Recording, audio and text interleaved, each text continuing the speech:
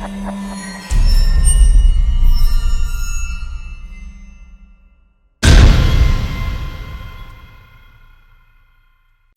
everybody, welcome to Industry News. I'm your host, Mandis Buckle, alongside co-host Stan DeLejeune. 2 years of French in high school paid off. Could tell. We're bringing a brand new show to you. This is reporting on the industry, the IFBB Professional League across the world. Stan, in 9 days, we have the 2020 Mr. Olympia that has now been moved from September to December, from Las Vegas to Orlando. Kudos to the Olympia team, now owned by Jake Wood, run by Dan Solomon, Tamer El Gundy, Tarek El Gundy. It's a fantastic job that they're doing. I'm excited to see what they do. Yeah, I'm excited to see how it turns out. Being able to last minute make that big of a change and allowing all the athletes to compete at the biggest stage. Absolutely. Is huge. So I'm excited to see also in a different environment, a different time of the year. Completely. It's going to be fun. And there were enough shows put on by the regular promoters, Tim Gardner and that crew. Tim's a part of the Olympia team as well. There were enough shows that went on during the season to be able to get the majority of the lineup that we wanted to see. Yeah. So we're not really missing anybody except for maybe a few people who are international, had some hang-ups. We had a few injuries and one or two people pulled out. But other than that, it's everything you want. Yeah, a couple of visa issues with the COVID thing too. But for the most part, we're lucky we have all the athletes. The only one who might be missing, we still don't know yet, is Hadi, the big one. Yeah. But we'll talk about it. Well, here you go. This is episode 1, show 1. We're going to be bringing this to you every single week. Let's get this ball rolling, Stan. Yeah, pronostics for the Olympia 2020. Here you have it. Let's start with the Classic Physique division. All right. This is the hottest new division. There was a lot of talk about it a few years ago with its inception, and there was a lot of controversy on the size, the weight, what the look was. At the end of the day, it's bodybuilding with a weight class. Yeah. You have to have better genetics because you're put into a weight class. You need smaller joints, small waist, small wrists, small joints in general. Yeah. And that allows you to look much bigger while still fitting into a weight class. Yeah, you have less room to use muscle to compensate the lack of genetics. Like open bodybuilding, if you have a waist that's a little thicker, you can really build your shoulders really wide. You don't have any limits like that allow you to create that illusion. But in classic, you're limited by the amount of weight you can put on. So, the bone structure you have is going to be a limiting factor how well you're going to do in this division. You were a top 10 Classic Physique pro. I was. and now you've eaten your way all the way up to the Open. I ate all right. Who on this list do you expect to see making a big surprise, and who do you have at the top? Well, it's been Chris Bumstead and Brian Ansley for the last, 4 years. So the first 2 years, Brian won by 1 point. The last year, Chris Bumstead won by 1 point. I think, Chris Bumstead wasn't his best look last year as far as what we've seen. But this year, he looks way improved. So just based on the improvement he's making from last year, I don't see him really losing his title. Even though Brian, I think, is bringing his best package ever. But it seems like they want more.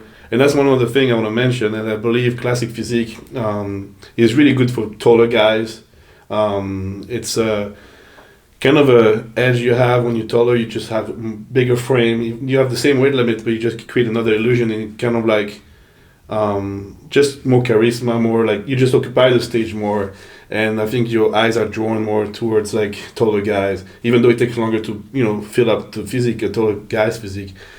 So I think taller guys in Classic usually do better. If you have two guys who are really close to each other, like Chris Bumstead and Brian Ansley, just having that bigger structure play a big role in the placing. It's interesting that you say that, because I'll go ahead and give my top 5. Who I believe is going to win is the same as you. Bumstead just has that stature. He's got that big structure, wide clavicles. He really can fill out that frame. Some of the knocks were his back and his arms, and from the pictures we've seen, it looks like his arms have come way up. It looks like his back is really wide now, especially in the front pose. We want to see how thick he's developed in the back, but from everything we've seen, I just think he's too much. Brian brings a phenomenal package and really maximizes what he has. I just think you're looking at just a larger, more aesthetic physique in Chris. So I have Chris 1, Brian 2. I have Alex Cabanero, your 2020 Arnold Classic champion, finishing third, and the best poser in the IFBB. Terrence Ruffin. The person that I can't wait to watch perform, Terrence Ruffin 4, and Danny Union 5. Danny's been knocking on a door the last couple years. He's been in that 6, 7, 8 spot, and each year he's had all year to really make improvements. And he's also very hungry because he feels like every year he doesn't get respected, doesn't get talked about enough. As a matter of fact, him and I talked about that last year. I had him up in my top 6 or 7, and he really appreciated that. And here we are again. I have him moving up. So I really look to see his physique move up another level. Now I want to touch on what you just talked about, the fact that you think classic physique is more beneficial for the taller guys. That's my top 5. I'm actually more interested in this second call out coming into classic physique, because what I think is we're going to see a changing of the guard. I think you're going to see a new crop of guys who are in between Bumstead and Brian. And that group is Logan Franklin, DeAndre Campbell, Divine Wilson, and Wesley Visser.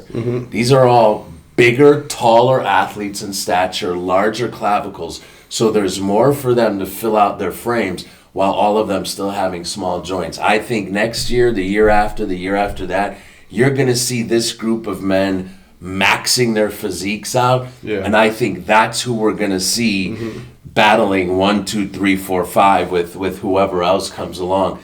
That's what I'm most forward looking to, believe it or not. Oh, I agree. I have the same exact top 7 or 8. Actually, just I switched up. I have Terrence in third because I think, since he got second at the Arnold, I think he's hungry, and I think he's putting work. I think his physique is really evolving. His presentation is going to be flawless. So I just have him in third just because of that, a little extra edge, a little more maybe hunger. I mean, I don't know Alex as much, so it's just I'd seen Terrence posting and working and making progress constantly the the last couple of years. So I'm excited, and I think he's going to move up a little more. Then I have Alex Cabanero in fourth, and Danny Union in fifth. And also, I think maybe Danny even can pass Alex, possibly. Just the recent pictures I've seen of Alex, he doesn't seem to have changed much since the Arnold. So that just, I'm excited to see how much Danny improved, and potentially maybe even get a little closer in that top 5. Stan, how much of that do you attribute to Danny Union's a much younger athlete, so his ceiling is higher, his room for improvement is more vast, because we all know more time in the gym, more refining, more dense muscle, whereas Alex is on the opposite end. Alex is near the end of his career. I don't know how much more he can really change. You're talking about fine-tuning some details. Well, at the same time, you look at Brian, he was 41, and he made the most improvement this year. But he also left the sport for a few years, so he took away taxing the physique for a little bit. So I think that's going to be interesting, that those two that you mentioned, Alex and Danny. Do we see an arrow moving up and an arrow moving down, or does it play out where Alex still is at the top of his game? Something to watch for. Yeah, we'll definitely go see. And then, it's like you mentioned, same thing. Wesley, Divine, DeAndre, and Logan. I want to see how they stand next to each other. And I'm really excited to see Divine and DeAndre play it back and the Tampa Pro. See, who made the most improvement since then. Yeah, so very interesting. Fun. Yeah, that's the only show this year that we saw one heck of a battle. And classic, I think so. Now, that's an interesting story because Divine, actually, that was the 6th show that he finished second in. Mm-hmm. And that was DeAndre's pro debut, and he won. Yeah. And both of them made changes after that. So it's really interesting. Both of them changed their camps. DeAndre won his pro debut as a rookie and decided to change camps. And Divine Wilson finished second for the sixth time. Yeah. Changed his camp, went on to win the very next show, and he's been riding high ever since. So it'll be really interesting to see those two amongst that grouping with Wesley and Logan as well. Yeah. So, again, as strange as it sounds, I think that's going to be a more interesting battle than the top five. I think it's closer. I think, you got Chris Bumstead and Brian always close, always battling. Then I think it's a little, more established. And then coming up next, you have those guys who are closer to each other again, even by the stature, like taller guys. And Divine came train with us. We helped him with his posing. He seems to have picked up a few things for training, and he looks like he's improved a lot since then. So I'm excited to see that. And also Wesley Visser, I just want to mention him because he wasn't at the Olympia last year, and he qualified early last year for this year Olympia. So he got the whole year again, and he looks like he's in the best condition of his life. Absolutely. He brought up his back. He looks really, really good right now. So I'm excited to see how well he can do. We're going to cut to a commercial break, and we come back, the men's physique division.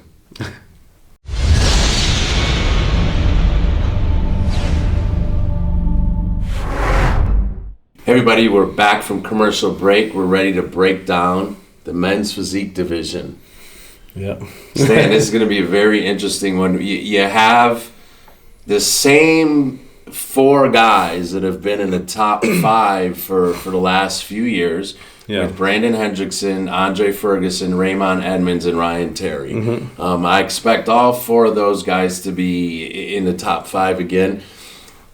Yeah. I think what you're going to see is someone who makes a major move, who's very established and well-known in the industry, but I think he's coming near the end of his career and has resurrected it and is just so hungry and so focused. He really wants to make a statement, and that's George Brown. Yeah. He's actually the scary one in this whole lineup because he's the unique physique. Ray is large. Ray's stature is over everybody else, but he doesn't ever make George look small, ever. No. Andre Ferguson is the most aesthetically pleasing of the whole group, but he's not so much more aesthetic than George. George is very sleek. Brandon's kind of a hybrid. Mm-hmm. So, and Ryan Terry has a unique look that he brings.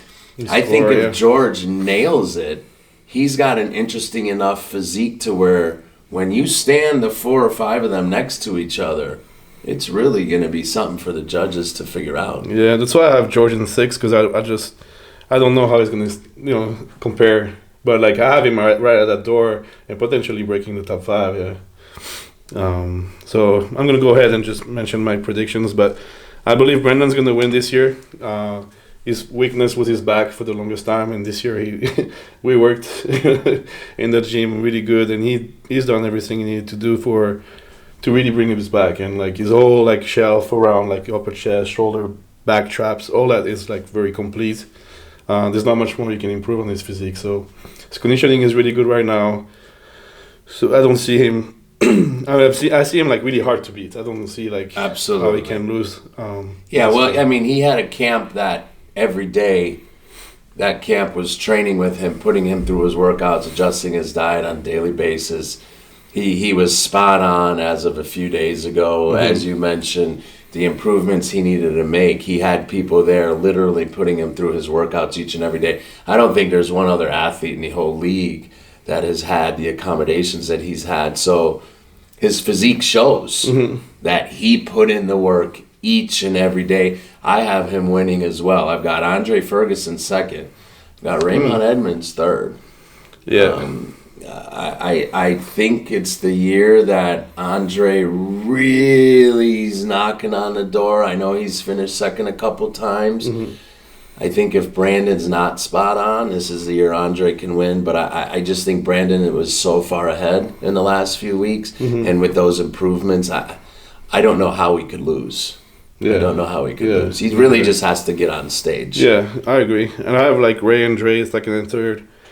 Can definitely flip-flop. They've flip-flopped a lot. Absolutely. So, although Ray has actually beat Andre like the last 2 years or 3 years. Andre, I know he'll correct us if we're wrong. We know he's watching. He's really the stat guy. But I do believe it's the last 3 years. Again, if I'm misspeaking, I apologize. Maybe it's only the last 2 years. But I think Ray's beat him every time in the last 3 or 4 I'm shows. not sure. I believe like Raymond maybe won Pittsburgh and Dre won New York behind. So the last 2 years, Ray was second 2 years ago at the Olympia, and then first last year, and then he won Pittsburgh the last 4 years. Mm-hmm. So I don't think Ray's had a loss in like 2 years. Yeah, stellar. Yeah. Something that people don't talk about enough.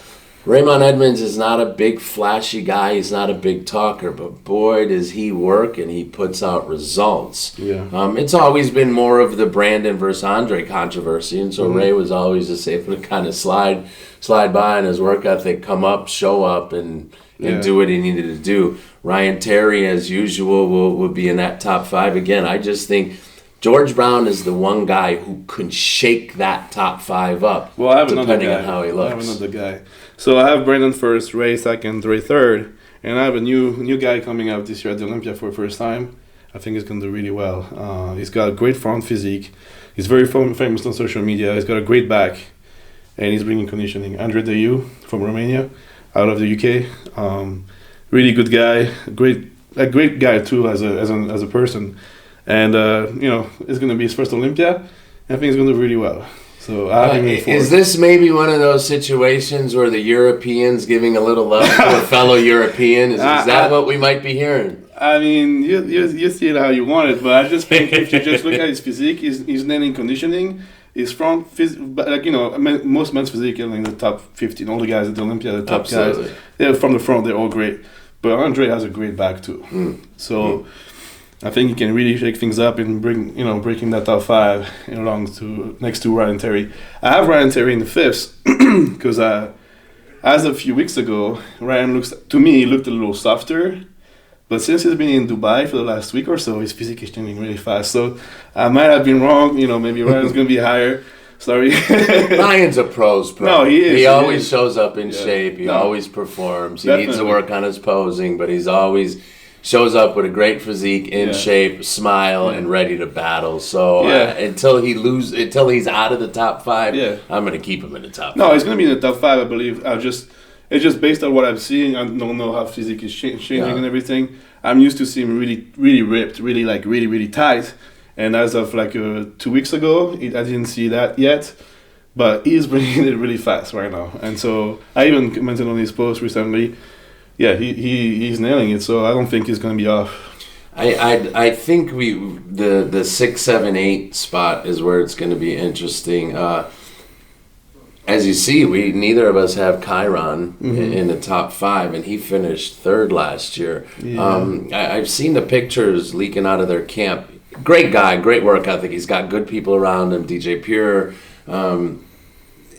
It seems like maybe they missed the mark or something happened in their off season, because I was expecting to see a smaller waist and a more conditioning through the front, through his chest and his shoulders. Maybe that's a water issue. Maybe that's something that happens at the very end for him. Yeah, maybe. But he looks a little bit soft up top in the chest, and the waist looks wider to me. That's also what I noted, but it can also be pictures. Absolutely. We know he's a workhorse. We know he's the young guy who broke in, and is hungry. So it'll just be interesting to see. I have Stephen Cow and Buon. As guys who may be able to make some noise, and this year they may be the ones who are in that 6, 7, 8 spot.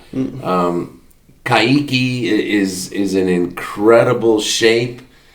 I don't know how he'll stand next to Stephen Cow and Buon now, so that'll be really interesting. So again, the second call out in this division is going to be really, really interesting. Not as interesting as the first call out in this division, no. Yeah. This is going to be a dogfight, and with guys who've been battling each other.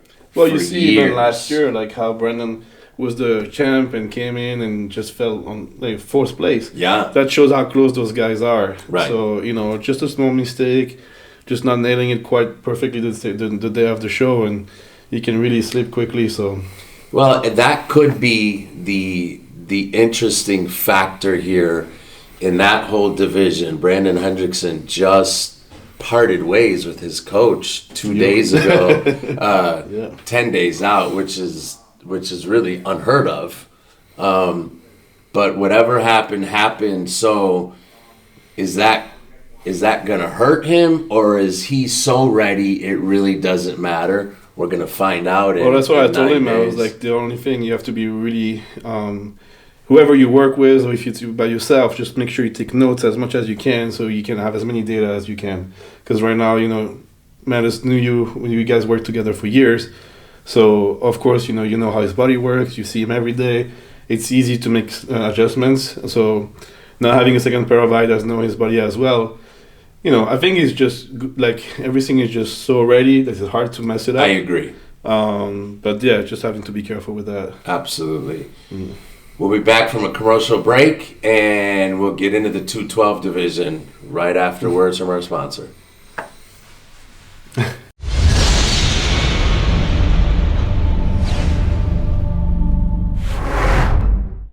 All right, guys, back from the commercial break. Industry News here with Mendes Buckle and Stan Delongeau and myself.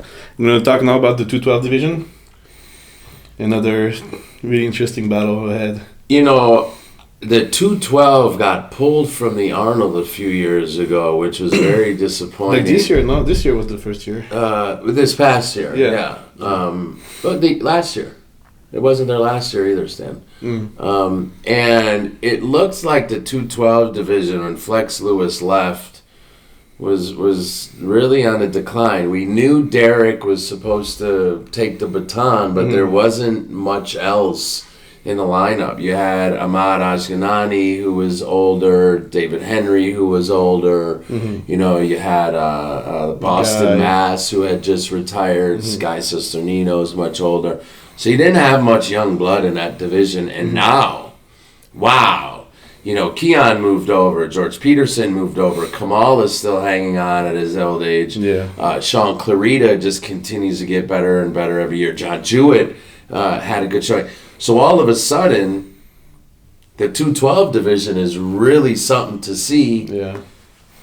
Where do you see 6, 5, 4, 3? Where do you see that looking like? So I have out of Spain Enrique Calderon in 6.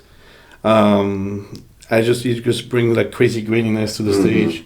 He just won like 3 shows in a row. Spain, UK, and Romania. So he's ready, Absolutely. That was like 3 weeks ago. He's in shape. Like there's no way he's gonna be out of shape. And he's a like little guy, really like complete, really dense all over. So he's complete. I don't think he's got the most aesthetic physique, but he's got every body part.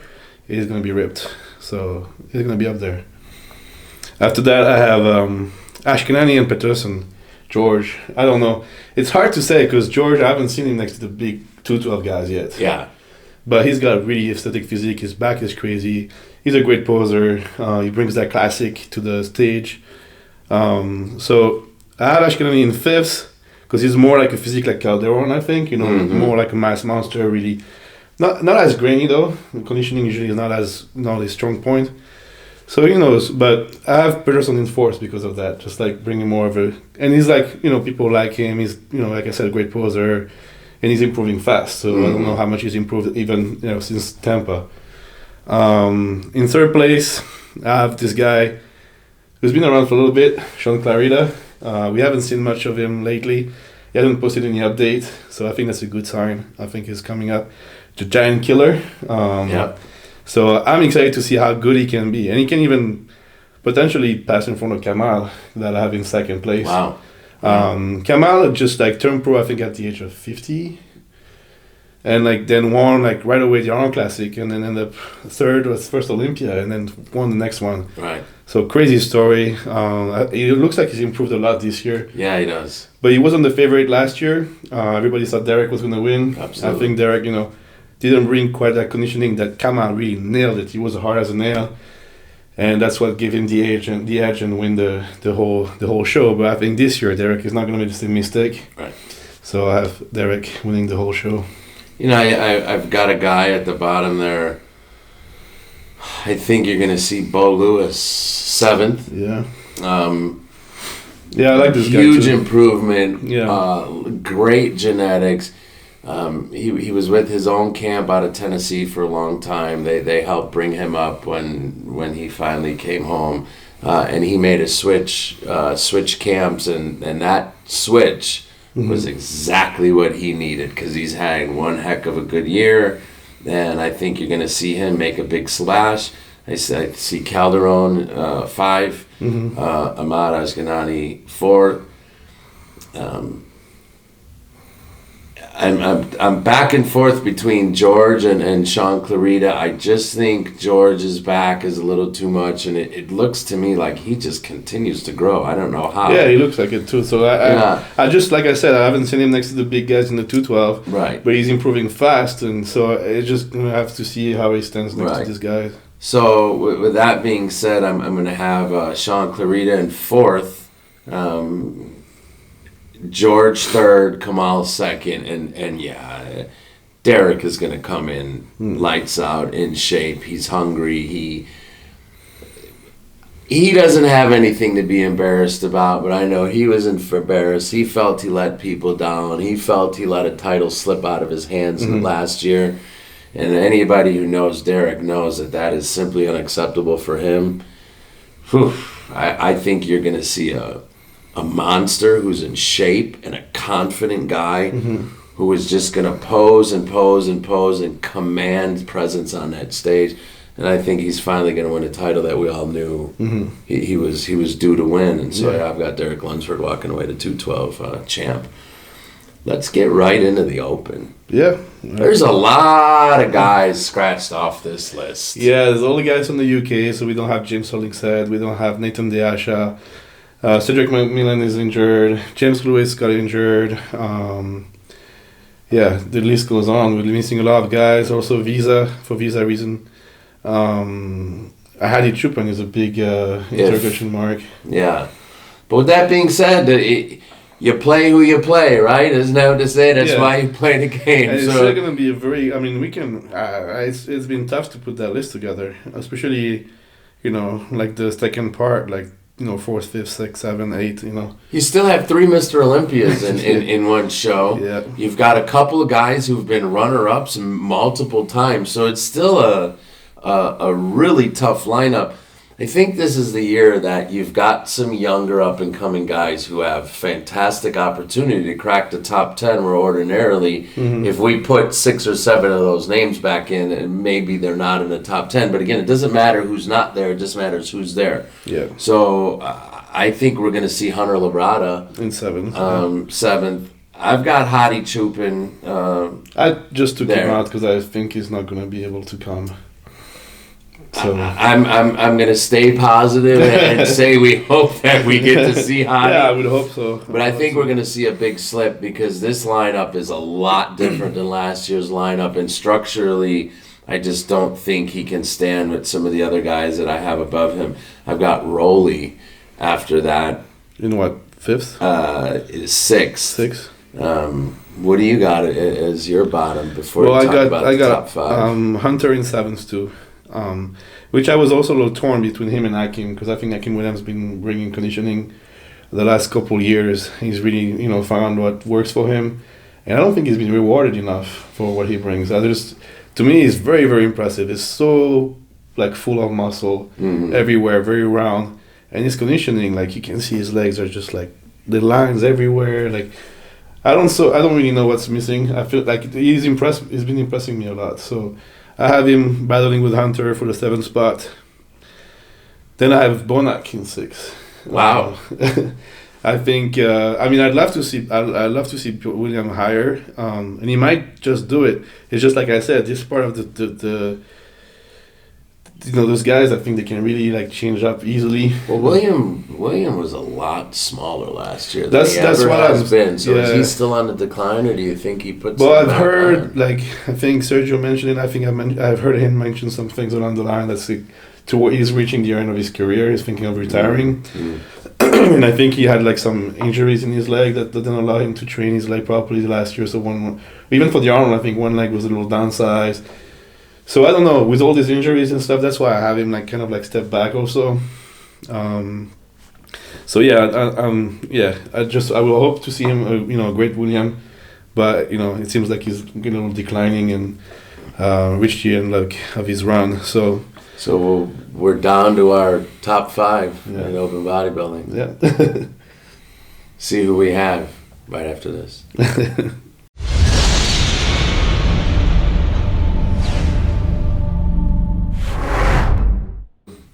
Hey everybody, we're back from commercial break. We'd like to thank our sponsors at Longevity Labs. Live in longevity. Without them, we couldn't do this. So Stan, the moment of truth, top 5 for the 2020 Olympia. Mm-hmm. This is one of those unique years with all the things that have happened. Yeah. And all the things that are going on. You have Phil Heath coming back. You have Dexter Jackson retiring and this being his final show. Yeah. You have last year's champ, Brandon Curry, who's back and hungry and ready to prove himself. You had COVID. You had a bunch of injuries. You had visa issues. You had the Olympia move from September to December. Mm. You moved states. And here we are at the finish line. Everybody in the IFBB Pro League pulling on the same end of the rope. Put this thing together. Mm-hmm. It's going to be a fantastic production. We have a fantastic lineup of athletes. And I believe this is going to be one of those years that it's remembered and talked about because of all the things that happened. Yeah, for sure. Because everybody's got crazy stories about this year. Yes. How they trying to get to a gym in some way, like driving an hour, 2 hours, 3 hours to get to a gym. Like I've heard like an interview of Phil Heath this morning who was saying that he bought a new car and trained in the dark without the lights on, so nobody would report him like that he's training. He had access to a gym. He didn't want anybody to like snitch on him. All kind of stories. Like people just had to deal with all this thing, and it seems like everybody is bringing, a really great package to the stage. So that's just amazing. It's a testament to them. These are pros, but that's how it's supposed to be. If you're at this level. And we're talking about you being in the top 10 or the top 5 in the world at what you do, you better be a pro's pro. Yeah. So here we go. Number 5. It hurts to say it. I have Dexter in 5th. Dexter in 5th. Yeah, I wish to see him higher. As do I.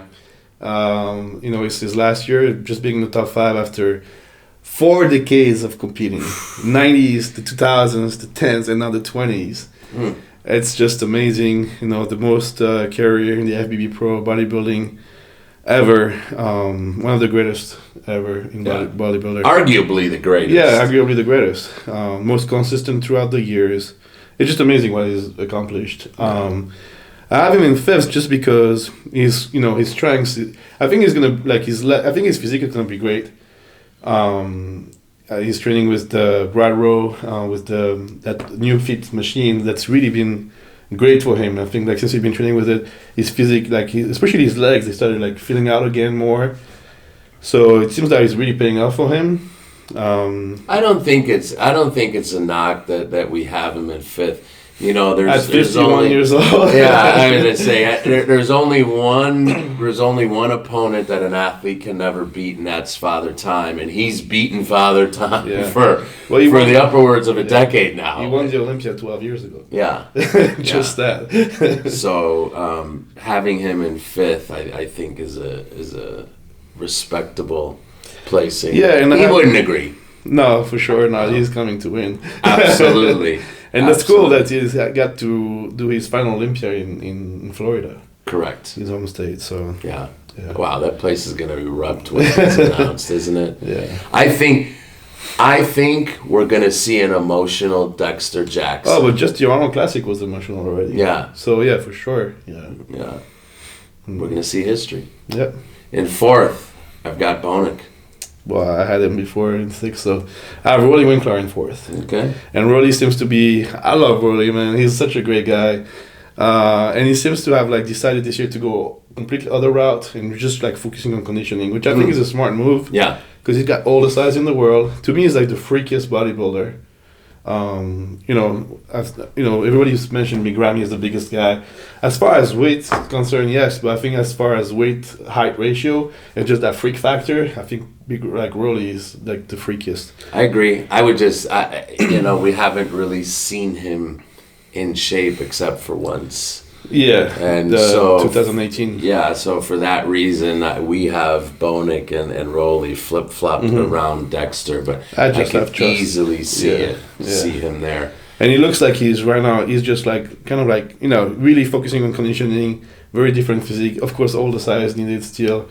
So I have him in fourth. And it's fourth because the top three is really tough. Really, really close. So in third, and very unfortunately, because I'd love to see him win again, I just believe he's going to be third after winning the Arnold Classic last year and the Olympia, one that only Ronnie Coleman has accomplished before, I believe. So that was a huge accomplishment. And I would love to see him win again. I just feel like, compared to Phil, he doesn't have that muscle separation, and that's going to be really exposed next to him. Even though he's got a better structure. He's got that really wide shoulder, very small waist, round muscle bellies that Phil has also. But yeah, just that even in really conditioning, he doesn't have that deep separation and graininess that Phil has, especially when you look from the back, his hamstring and everything. And we haven't seen Phil in like 2 years, so he's only going to be more mature right now. So you keep comparing him to Phil, but you have him in third. I have him in third because I'm normally not believing in the hype, and I'm normally not very much impressed by this guy. As far as he's very big, and that's not really what I look for into bodybuilding. But the last updates I've seen of him are very, very, very impressive, and so I believe this is going to be his best package ever. Big Ramy. So I've got Brandon Curry also in third, for the same reasons. I think he's a phenomenal athlete and an even better person. A great ambassador. Class act all the way. Kudos to you, Brandon Curry, the 2019 Mr. Olympia. Couldn't have happened to a better person. Great representative of the league. Great representative of bodybuilding. I think, you go down in history. But I think it's one and done for him. I would really hope to see him win again. I just feel like this year Ramy is like so much muscle, and like if he brings the condition, like everybody always said, like if he brings the conditioning, he can win the Olympia any year.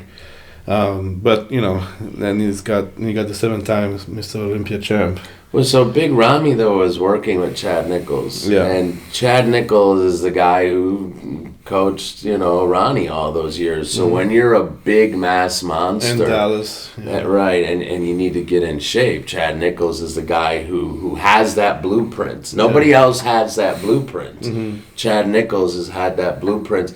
And it seems like maybe now that there's been several years with Ramy away from such the hype and all the pressure that the Middle East put on him, if he's now here with DJ training, and Chad's an old school, excuse my language, shut up and do what you're supposed to do mentality, Ramy may be just put into a box where he's just simply executing. And he's got right now Dennis James looking over him. Like I think they probably staying with in the same house, and so I think it's gonna be, because he did really good when he was with Dennis James too. His debut when he came into the league and New York Pro, and so I think he's got all the factors in his camp right now that are reunited, and that's gonna allow him to really shine this year. Well, how exciting, because if we see the best Big Ramy ever and we see the best Brandon Curry ever, Phil Heath cannot show up at 70, 80, 90% like people said in the past. He could show up at 90% and beat the field. Not if those two guys show up the way they need to and the way we expect them to. And like Phil is like, you like or don't like the guy.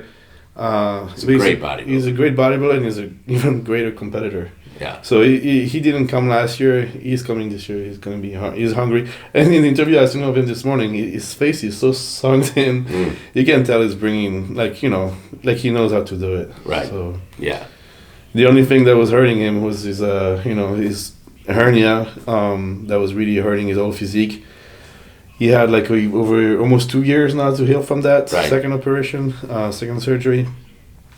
So I think he's not coming back to look the same. He's gonna look great. Make sure this midsection is in check and everything else is there and like it needs to be, and even more muscle maturity. So that's his strengths: his details, conditioning, separation, and his roundness. Like I heard also that from the hernia, he was saying in his interview that he was losing blood and him, being in altitude, it was actually working against him to be really full. And now he's got everything just fixed, so he just absorbed everything better. Yeah, I think it's going to be an impressive Phil we're going to see on stage. Phil Heath, 2020, Mr. Olympia. 8th time for the record history. Back on top. Yeah. There you have it. That's our rundown in the men's divisions for the 2020 Mr. Olympia. Stan? Prove us wrong. Let us know what you think. We will both be at the Olympia next week doing some live reporting. We'll be doing some personal interviews, getting you up close and personal under the scope. Under the scope. Yeah. Stay tuned for Under the Scope. Yeah. Until next time, Mandus Buckle. Stan Delongeau. This is Industry News.